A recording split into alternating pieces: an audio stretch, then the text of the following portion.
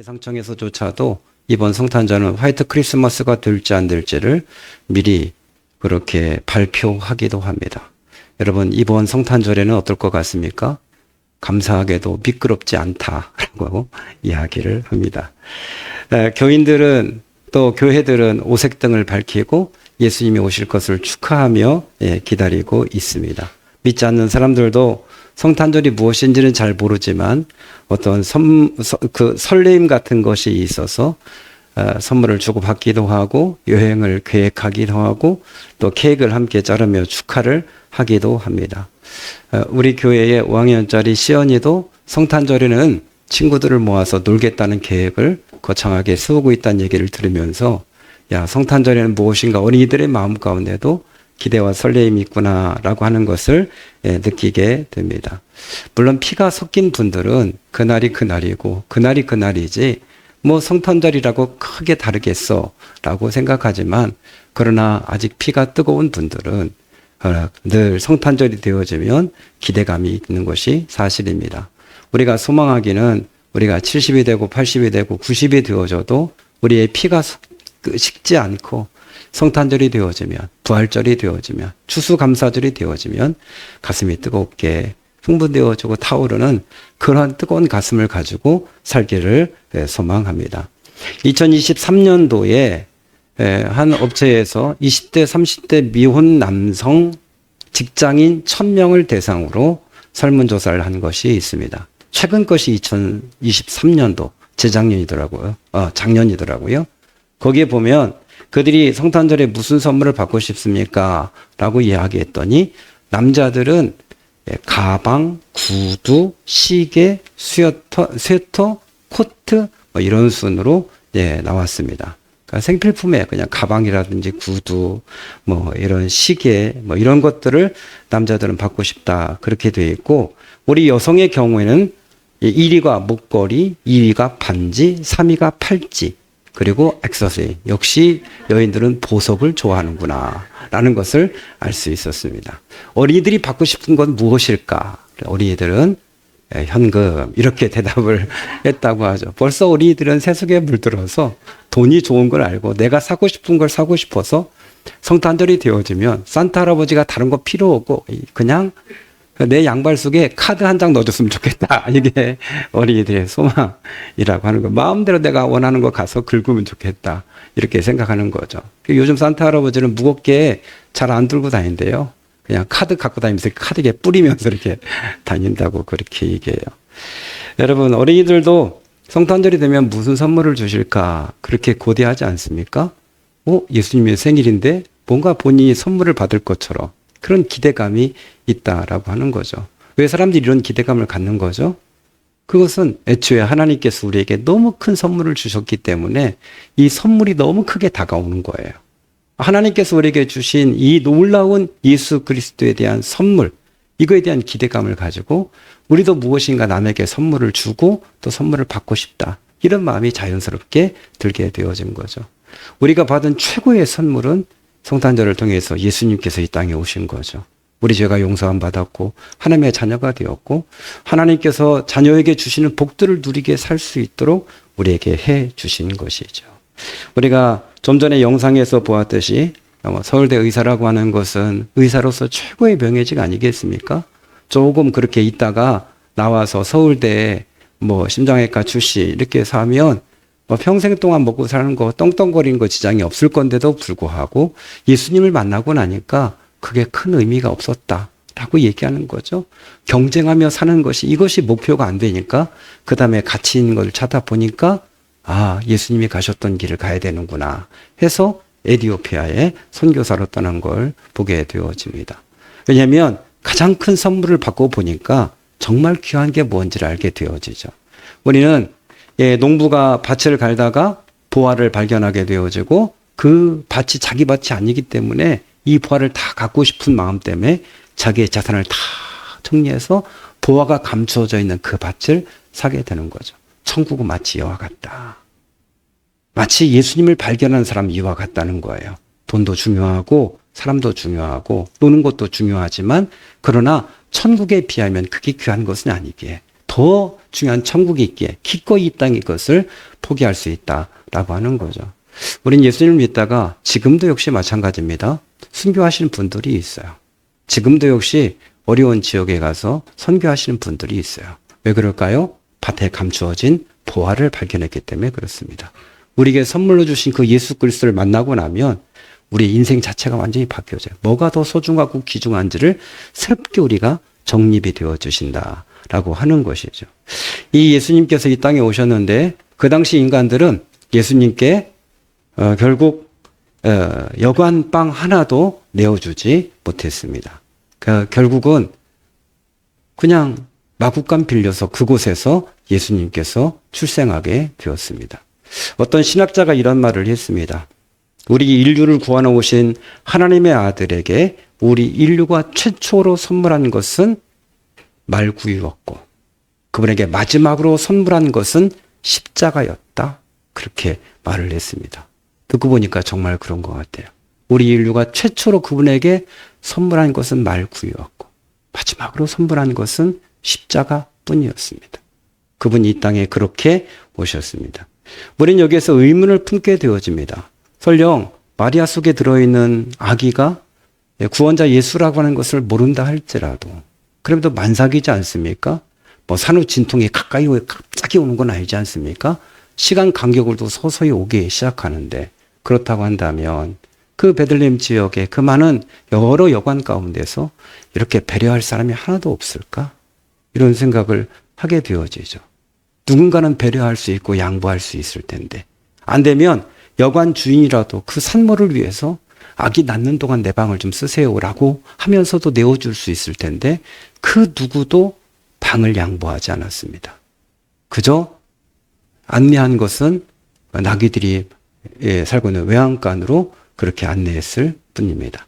당시에 사람들의 마음의 상태가 어떠했는지를 우리가 짐작해 볼 수 있는 거죠. 많이 강팍해져 있고 사람들이 많이 힘든 상태에서 남을 배려하거나 돌볼 수 있는 여유 자체가 없었다라고 하는 것을 우리가 짐작해서 생각해 볼 수 있습니다. 우리는 그럼에도 불구하고 여관방 주인이 되어서 핑계를 이야기해 볼 수 있을 거예요. 왜 예수님께 이렇게 예수님이 태어날 곳, 그 좀 안전한 곳을 제공해 줄 수 없었겠는가? 그렇게 본다면 여관 주인이 이렇게 얘기했죠. 빈방이 없었다고요. 진짜 빈방이 없었다고요. 주고 싶었는데 빈방이 없었다고요. 이렇게 얘기할 수 있을 것입니다. 당시에 유대는 로마의 식민 지배 아래에 있었죠. 로마의 총독이 세금을 걷기 위해서 한번 다시 호적 정리를 하기 시작하는 거예요. 그럼 너희가 호적을 정리할 때 다 고향으로 돌아가서 호적을 정리하라 라고 얘기해서 근데 호적을 정리하기 위해서 나사렛에서부터 베들레헴까지 온 거예요. 이 거리는 직선으로 따지면 110에서 130km 정도 되는 거리예요. 직선으로. 그렇다고 한다면 당시에 고속도로가 있던 것도 아니고 꾸불꾸불한 길을 타고 왔을 테니까 굉장히 오래 걸렸겠죠. 적어도 150, 160km 이상 됐을 것이고 이게 만삭이 되어져서 노새를 타고 이렇게 오니까 시간이 굉장히 지체됐을 거예요. 적어도 일주일 이상을 그들이 어렵게 와서 호적하기 위해서 이제 베들레헴에 모여 있는 거예요. 그리고 이 베들레헴이라고 하는 것은 이건 예루살렘에서부터 한 10km 정도밖에 떨어지지 않은 거예요. 수도하고는 또 그렇게 멀지 않아요. 가까운 곳에 있는 곳이기도 했어요. 그러니까 먼저 도착해서 이제 호적하려고 준비하는 과정 가운데 본문에도 보면 이게 요셉하고 함께 같이 있는데 자리를 못 잡는 거예요. 아무리 구해도 자리가 나지 않는 거예요. 이게 왜 이렇게 된 걸까요? 사람들의 마음의 여유가 없었던 거죠. 만삭이 돼 왔음에도 불구하고 그를 돌아볼 만한 마음의 여유가 전혀 없었던 거예요. 예수님께서 이 땅에 오셨고 그리고 지금도 우리의 마음의 문을 열고 두드리고 계시죠. 그럼에도 불구하고 왜 사람들이 예수님을 마음에 못 받아들이는 거죠? 마음의 여유가 없어서 그래요. 요한계시록 3장 20절 보면 볼지어다 내가 문 밖에 서서 두드리노니 이렇게 돼 있어요. 누구든지 내 음성을 듣고 문을 열면 내가 그에게로 들어와 그라도 물어 먹을 것이다 말씀하셨어요. 늘 마음밭을 두드리고 문을 두드리고 계신 거예요. 아무개야 문 좀 열어줘라. 내가 들어가고 싶다. 너와 함께 같이 있고 싶다. 늘 마음에 노크를 하고 계신 거예요. 다양한 방법으로 노크, 어떤 때는 꿈속에도 말씀하시고 주변 사람들을 통해서도 예수 믿어야 된다는 말도 하고 또 어떤 때는 환경 가운데서 내가 예수 믿어야 되는 게 아닌가? 이런 생각을 하기도 하고 그냥 불현듯 내가 교회 다녀야 될 텐데 이런 생각도 들기도 하고 그게 뭐죠? 우리 예수님께서 계속 노크를 하고 있는 거예요. 그래서 내가 이런 생각을 해?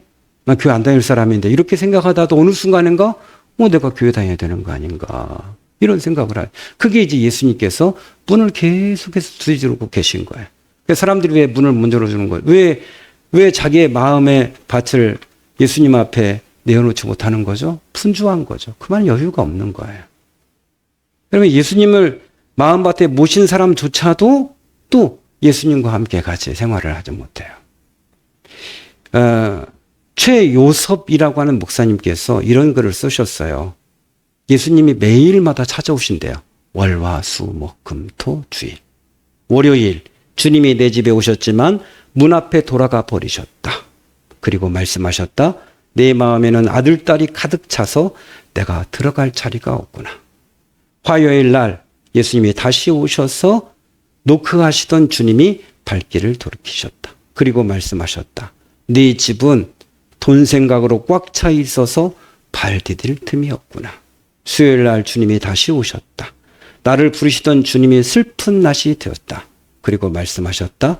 세상 재미에 귀가 막혀서 내 음성을 듣지 못하는구나. 목요일 날 다시 주님이 오셨다. 그리고 화를 내셨다. 그리고 말씀하셨다.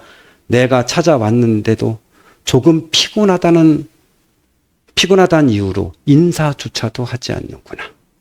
금요일 주님이 다시 찾아오셨다. 그리고 우셨다. 그리고 말씀하셨다. 뭐라고? 나보고 다시 십자가를 치라고? 토요일 다시 주님이 찾아오셨다. 그리고 소리를 높이셨다. 이제 나에게 문도 열어주지 않는구나. 주일이 되었다. 교회에 갔다. 주님이 반갑게 맞아주셨다. 그리고 이렇게 말씀했다. 날마다 네 집에 가도 들어갈 자리도 없었는데 그래도 오늘 하루라도 잊지 않고 잠깐이라도 들려주어서 고맙구나. 매일 주님이 찾아가 주셔서 교제하고 싶고 함께하고 싶고 은혜 주시고 감동 주고 싶은데 바쁘다는 핑계로 자식 생각으로 돈 버는 것 때문에 그냥 즐거움 때문에 주님을 모실 시간이 없는 거예요. 푸석에 지내다가 끝나버리고 마는 거예요.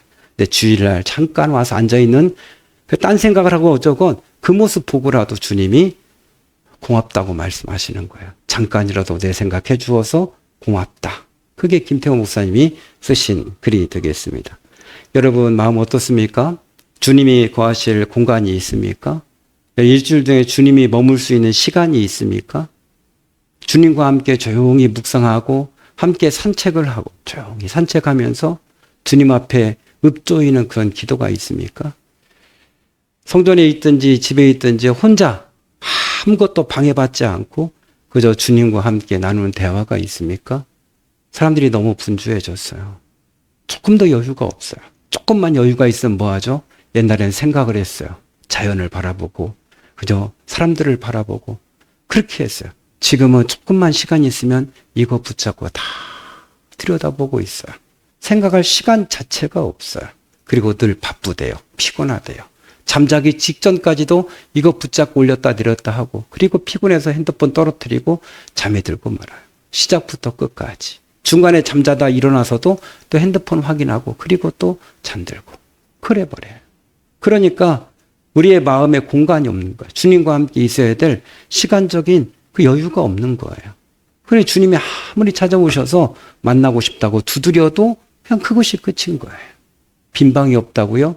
아니요. 만들 수 있었어요.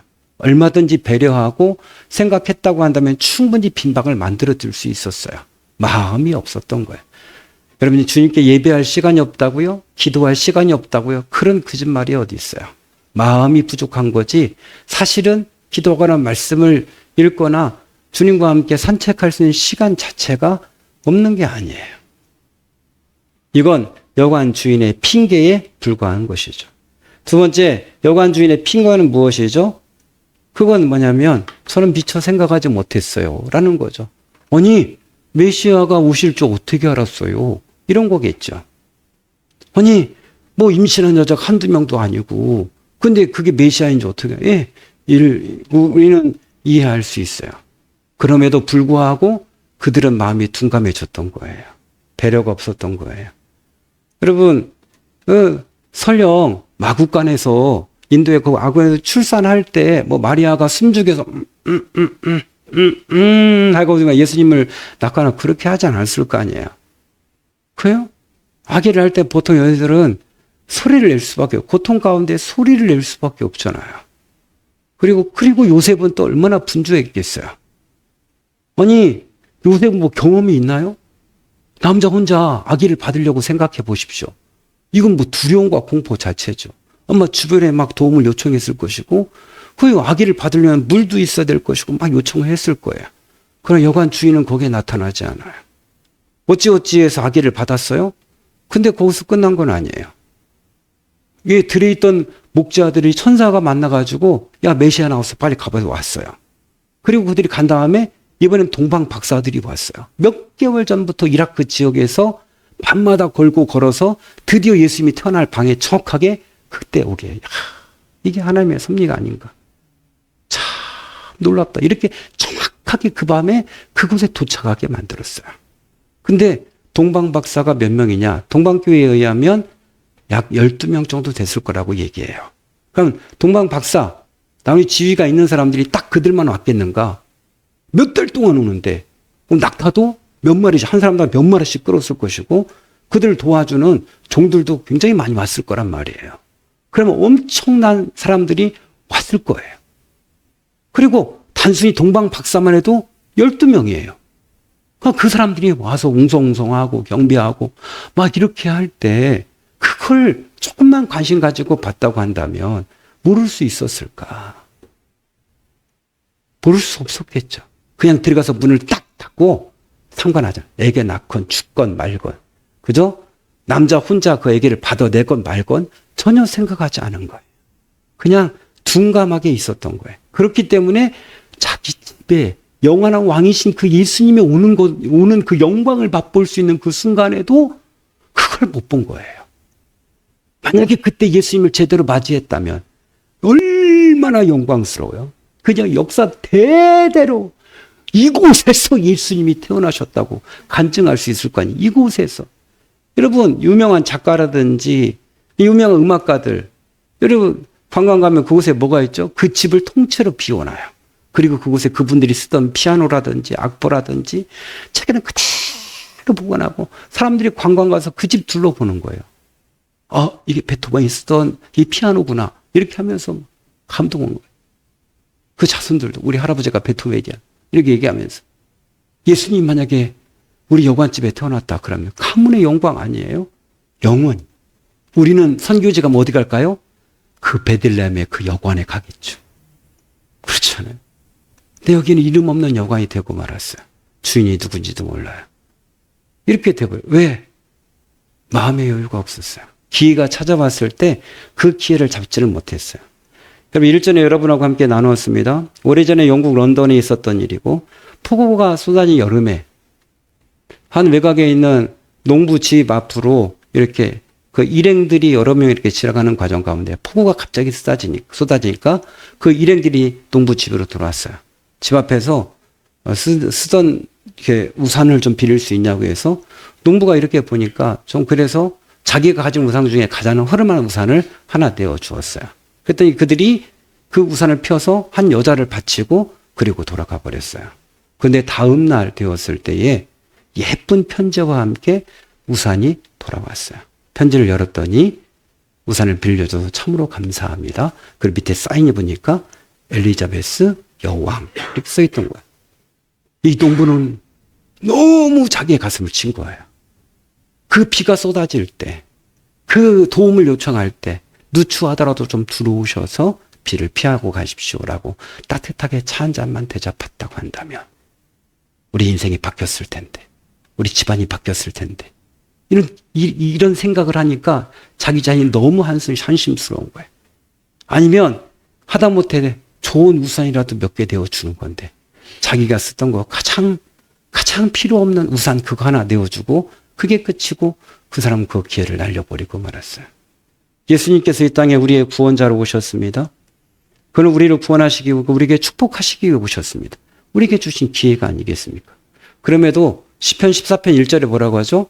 어리석은 자는 그 마음에 이르기를 하나님이 없다 하도다. 이렇게 되어 있어요. 어리석어서 하나님이 없어. 뭐가 있어? 이렇게. 그러니까 어리석은 자는, 미련한 자는, 이렇게 미련한 자, 미련해서 하나님이 없다 하도다. 이렇게 미련한 자는 그 마음에 이르기를 하나님이 없다 하도다. 하나님이 있다고 인정하더라도 하나님의 주신 축복의 기회를 잡지를 못해요. 이게 기회인데. 자, 여관 주인에게는 얼마나 이게 좋은 기회였어요. 안나 같은 여인은 그가 과부가 되어지고 혼자 살고 84세가 되었을 때 하나님께 선물로 뭘 주셨죠? 태어난 아기 예수님을 보여주는 선물 하나 주신 거예요. 안나가 그거 보고 이제 내가 죽어도 여한이 없다고 막 감격했어요. 아니 태어난 집을 빌려준 것도 아니고 그냥 이 태어난 예수님만 보여주는데도 불구하고 안나 같은 여인은 감동했다고요. 심지어 우리 집에서 예수님이 태어나신다라고 한다면 이건 하나님이 그에게 어떤 축복을 주실까? 그 기회를 살리지를 못했어요. 그럼 우리에게 지금 어떤 기회가 온 거죠? 하나님 앞에 축복을 받을 수 있는 기회예요. 여러분 가정 가운데 하나님의 놀라 넘치는 은혜가 받을 수 있는 기회예요. 지금이 기회예요. 하나님 그 기회를 붙잡으려. 지금 내가 조금만 더 하나님 앞에 기도하고 도움을 요청하고 그분의 소리에 귀 기울이고 한다면 하나님께서 그런 복된 길로 인도하실 거예요. 기회를 놓치고 난 다음에 아무리 후회해봤자 그때는 어려워요. 하나님이 여러분에게 지금 하나님을 만날 수 있고 하나님이 복 줄 수 있는 기회가 주어졌다는 사람, 지금이 기회다라고 하는 것을 이걸 잊어버리면 안 돼요. 이 여관 주인은 그 기회를 놓치고 말았던 거죠. 이 여관은 어떤 여관인지 어떤 사람인지도 아예 그것도 없어요. 그냥 예수님 앞에 방을 안 빌려준 사람 이것밖에 없어요. 세 번째 여관 주인은 왜 이 태어나신 예수님을 맞이하지 못했는가라고 생각한다면 이건 이렇게 얘기했죠. 너무 바빴어요. 이렇게 얘기할 수 있겠죠. 이 집만 여관에 방이 없었던 것이 아니라 베들레헴이라고 한 지역은 조그만 지역이었기 때문에 그건 이제 모세의 고향이잖아요. 자기 할아버지 때 고향이니까 요셉이 글로 간 거고 호적하러. 조그만 동네에 사람들이 많이 모이다 보니까 그 당시에 지금처럼 뭐 이렇게 호텔이 막 있는 것도 아니고 그냥 주막처럼 방 몇 칸씩 이렇게 있는 그 정도 상황이니까 그리고 사람들이 몰아닥치니까 정신이 없겠죠. 그리고 그 당시 여관이라고 하는 것은 식사도 같이 대접을 해야 되고 하는 상황이니까 막 분주해서 정신이 없었겠죠. 꽉꽉 사람들은 찼죠. 이 방 저 방에서 부르죠. 식사는 또 대접해야죠. 그러다 보니까 정신이 없어서 뭐 바깥에서 아기가 태어나는지 뭐하는지 신경 쓸 여력 자체가 없었던 거예요. 너무 바빠서 신경 쓰지 못했어요라고 핑계를 댈 수 있어요. 우리도 그런 핑계 대죠. 너무 바빠서 기도할 새가 없어요. 너무 바빠서 거기까지 생각하지 못해요. 그런데 너무 바쁘더라도 가장 중요한 것을 잃어버리면 안 돼요. 이 사람에게 가장 중요한 것은 여관 주인에게 중요한 것은 뭐여야 되죠? 좀 생명이 새롭게 태어나는 게 가장 중요한 것이 되었어야 돼요. 가장 고통받고 있는 마구간에서 좀 신음하고 있는 이 여인에게 관심을 기울였어야 돼요. 남자 혼자 어찌할 줄 모르고 이 얘기를 받으려고 하는 왔다 갔다 하는 이 남자에게 요셉에게 예수님 아버지에게 관심을 기울였어야 돼요. 근데 그게 없어요. 그냥 바쁘다는 핑계로 자기 할 일 바쁜 거예요. 돈벌이하고 먹고 살기 바쁜 거예요. 기회가 왔다. 지금이다. 지금 돈 모아야 돼. 해가지고 그냥 그것에 올인한 거예요. 결국은 아그 예수님 받지도 못하고 얼굴도 못 보고 그리고 끝나버리고 말아요. 여러분 바쁘다는 핑계로 해야 될 일이 많다는 핑계로 가장 중요한 것을 놓치면 안 돼요. 우리가 죽기 전에 가장 많이 하는 날이 아유 더 좀 사랑해 줄 걸 이걸 하잖아요. 죽기 전에 맨날 다 여보 사랑해요. 그거 뭐 할 거예요? 살아있을 때 사랑해야 되는 거 아니에요? 죽었을 때 죽으면서 미안해요. 사랑하지 못해서. 그럼 뭐야? 그 말 하지 말고 죽어. 차라리 이를 깍 물고 하고 싶어도. 뭘 그런 얘기를 해? 살았을 때 말도 못하는 것이 더 가슴 아프게. 그럼 그 인간이 더 살았으면 살아난다고 말했을까? 아니요. 안 했을 거예요. 똑같아요. 그죠? 왜 우리 그 얘기 들리지 않았습니까? 남편이 평생 동안 사랑한다는 말을 아무리 그냥 목사가 시켜도 사랑한다. 부인을 사랑한다고 말하세요. 다 마음 알죠? 이러다가. 그 남편이 제발 여보, 난 사랑한다면 한 번만 듣고 싶어. 뭘 그 말이 중요해? 다 알지? 안 사랑하면 같이 살 수 있나? 뭐 이렇게 얘기하다가 정말 남편이 어느 날 죽게 됐어요. 그 부인이 여보 제발 마지막 죽기 전에 한 번만 사랑한다고 말해주세요. 그래서 사랑해. 이게 부인이 남편 막 가슴을 치면서 왜 이제서 말하냐고. 이렇게 왜 이제서 말하냐. 미안해. 꽤 이게 뭐예요 이게? 어? 그 사랑한다는 말 그걸 못 해가지고 뭐 그게 부끄러워요? 그 부끄러운 애 밤에 빨가벗고 어떻게 살아? 예? 그 말을 못해. 다 알지 뭐. 내 마음 아니까 뭐. 이렇게 있다 이 소리야. 그게 아니죠. 가장 많이 하는 소리는 죽기 전에 사랑해요. 예. 미안해요. 사랑 많이 못 해줘서. 이거. 두 번째는 아이고 좀 용서할 걸. 내가 왜 그렇게 그냥 야박하게 굴었나 모르겠다고. 그 말이죠. 그것도 아닌 거 가지고 내가 이렇게 욕심 부리고. 아이고 용서했어야 되는데 미안하다고.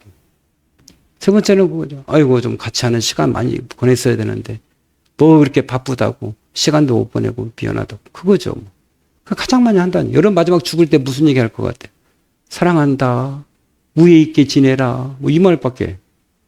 예수 믿는 사람 좀 다르긴 합니다만 가장 중요한 게 죽음의 순간 드러나잖아요. 가장 중요한 거 아니에요?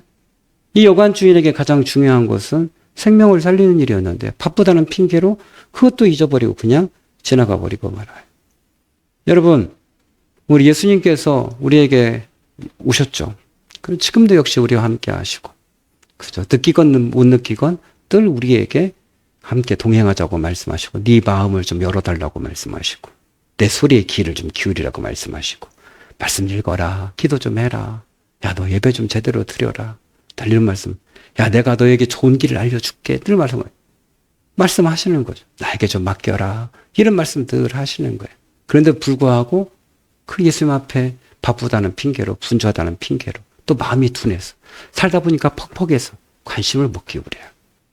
그러다 보니 여전히 우리 주님이 인도하신 길과 내가 가는 길이 달라요. 가다 보면 또 어려움 겪어요. 이게 아닌가벼. 이게 아닌가벼. 예수 믿어도 이게 아닌가벼. 이렇게 하는 거예요. 아니 주님이 우리에게 생명의 길을 인도하시냐. 내가 곧 길이고 진리고 생명이다. 이렇게 말씀하셨습니다. 그요? 주님이 우리에게 흥분된 길로 좋은 길로 인도하시잖아요. 그분 앞에 우리의 마음에 그요 공간을 내어 드려야죠. 우리 매일마다 시간을 양보해야죠. 여러분 핸드폰 하면서는 1시간, 2시간 후딱 지나죠? 그 조그만 쇼츠들 요즘 노인분들 다 쇼츠 보고 있고 그러더라고요. 깜짝 놀랐어요. 연세 드신 분들은 유튜브 안 하는 줄 알았더니 연세가 많이 드신 분들도 새벽부터 일어나서 잠 못 자게 계속 유튜브 보시고 그러시더라고요. 1시간, 2시간 뭐 휙휙 지나고 정신 안 차리면 뭐 3시간까지도 그냥 핸드폰 쑥쑥 지나고 그러는데 말씀 읽는 시간은 그냥 초를 몇 분 됐지? 기도할 때도 초를 몇 분 됐지? 이렇게 하는 거예요. 그죠? 20분 아직 좀 더 기도해야 되는데 기도할 게 없네. 막 이러고 초를 재고 그 마음의 여유가 없는 거예요. 왜 이렇게 바빠? 기도하려면 바쁘고 핸드폰 볼 때는 안 바쁜데 TV 볼 때는 여유 있는데 기도하려고 하면 바빠. 그래요? 아이고 개밥 안 주고 왔네. 이런 생각. 결론을 맺습니다. 여러분 자신의 집에 태어난 예수님을 전혀 몰라본 여관 주인, 중요한 일을 하고 있다고 생각했지만 전혀 가장 중요한 일을 놓쳤던 여인이죠. 여러분 하나님을 가까이함이 복이 아니던가요? 우리의 마음에 빈 방을 내어드리고 시간을 초청해서 우선순위를 그분 앞에 가장 먼저 두고 살게 되어지면 우리의 삶이 주님이 주신 풍요로움을 느끼지 않을까요? 나 혼자 돈 벌겠다고 먹고 살겠다고 막 왔다 갔다 한다고 되지 않는 것을 우리가 알고 있지 않나요? 주님께 맡기고 가면 여유로운 삶 가운데 주님이 채워주는 은혜로 살 수 있어요. 주님과 함께 동행하는 저 여러분 되시기를 축원합니다. 우리 함께 같이 찬송가 같이 부르도록 하겠습니다.